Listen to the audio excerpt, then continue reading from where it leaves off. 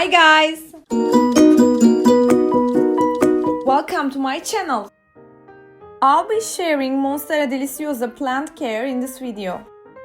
So when you come home with a lovely Monstera, what you have to do is isolating your plant from other plants for a while, what I would recommend. And during this isolation period, don't water your plant. And after soil dries out totally, it would be easier for you to repot your plant. With this method, you'll be able to avoid damaging your plant's roots, since it will come out in the form of a mold, as you can see, after it dries out completely. And also, a plant needs some time to get used to its new home, so please give some time to it. During this period, you can also see some yellow leaves, which is very normal. Just you have seen some yellow leaves, please don't panic and don't give more water to your plant. If these yellow leaves bother you, you can just cut them off.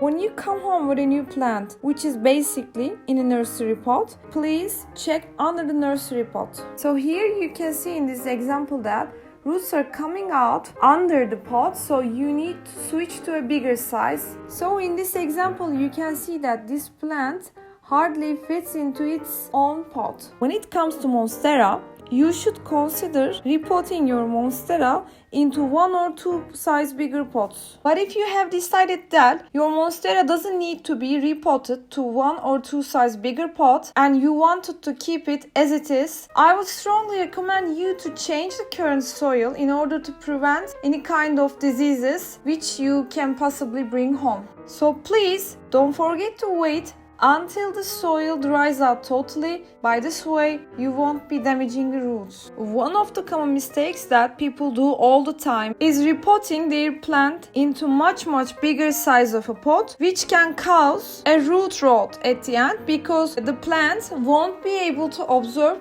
all the water which you give, and the water will be stuck at the bottom of the pot. So before repotting your plant, I would advise you to loosen up all the roots in a very gentle way. But with this method, you will be encouraging your plant for growth. So if your plant has a root bound, you can let your plant sit in a water for half an hour and later you can remove the soil for loosen up the roots. If you're going to plant your Monstera in a terracotta pot, here in this example you can see that it's a terracotta pot and all minerals have been deposited on the outside of the wall. And when you touch the pot, you can feel that it's still wet. And if you're a heavy water, it will be good for you that you choose terracotta pots for your plants because the excess water will evaporate from the walls of the terracotta pot. Drainage holes are like kind of must-haves that you should consider while you're buying a pot. It doesn't matter if you're buying a plastic or terracotta pot. The most important thing that your pot should have a drainage hole at the bottom. If you're going to use plastic pot, it will take time to dry compared to terracotta pot, and the soil will be moist most of the time. And if you don't like plastic decorations, you can place your plant in a wicker basket like this. You can basically use peat. But to provide an ideal growth ambience for your plant, what I would recommend is 1/4 perlite, 1/4 vermiculite, 1/4 coco peat and 1/4 peat. All tropical plants almost have same positioning and light requirements. Having said that, Monsteras don't like to be placed towards direct sunlight but love indirect bright sunlight. And their growth pace is dependent to the sun intake. Another point that I think it would be good to highlight is keep your plants away from heaters or airflows. They don't like it. Heaters dries out the air inside of the house. They will be also drying out your plants. So keep them away from heaters and also don't place your plants in the middle of an airflow. Guys, don't forget to rotate your plant on a weekly basis so it will be growing more balanced. Sometimes you can see some yellow leaves on Monstera, which may be caused by underwatering, overwatering, or you went on a holiday and forgot to water, or there was no fresh air in the house, so it went more pale and foliage became droopy. So don't panic if you see any kind of these things happening to your plant. Just wait and be calm. Don't overwater it. Hey guys, actually about watering, there is no recipe which I can say on a weekly basis or in 2 weeks. Giving you a recipe can lead you a wrong direction because watering is all about your conditions. Size of the pot you use, soil type mixture, your house's facade are the major factors affecting the moisture of the soil. So it's all dependent to these conditions.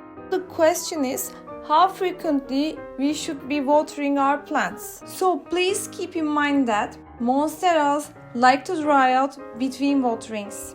Here in this example you can see that the top surface of the soil seems very dry, but actually inside it's not. So how are we going to understand that? With our finger.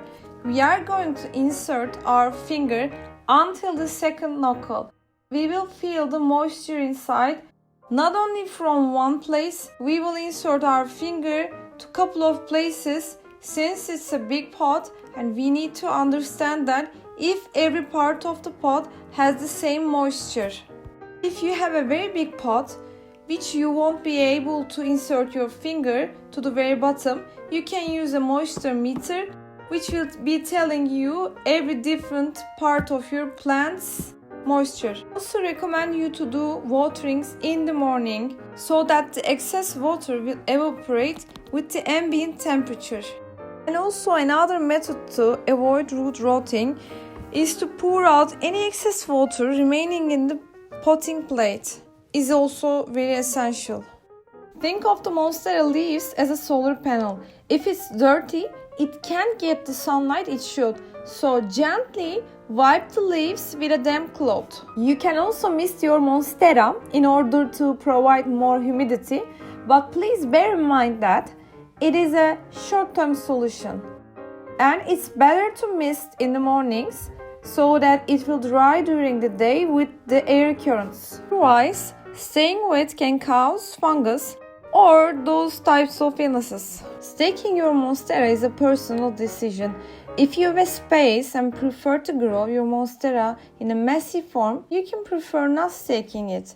But if you have a less space and prefer your monstera to grow upwards, you can choose to stake it. Monsteras can tolerate to minimum 50 Fahrenheit, but won't be thriving in those temperatures. They will be more comfortable in room temperature, which is about 50 Fahrenheit, and humid environment between 50 to 60%. What to do with aerial roots is entirely up to you. You can put it back into the soil, or if they are too long, you can shorten them. The main function of aerial roots is to ensure the upper leaves are not deprived of nutrients.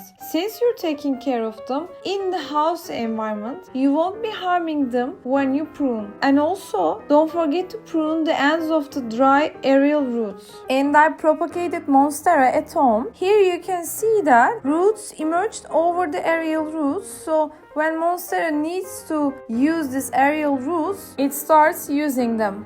And please remember that more roots means stronger plant. The plant consumes the nutrients and minerals in the pot over the time. So we need to reinforce from the outside.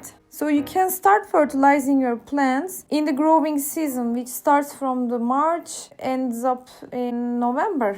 So you would better follow the recommendations on the back side of the package and try to give less. Please remember that less is better. Thank you guys so much joining for me today. If you don't already follow me, please consider to subscribe Green Bloom.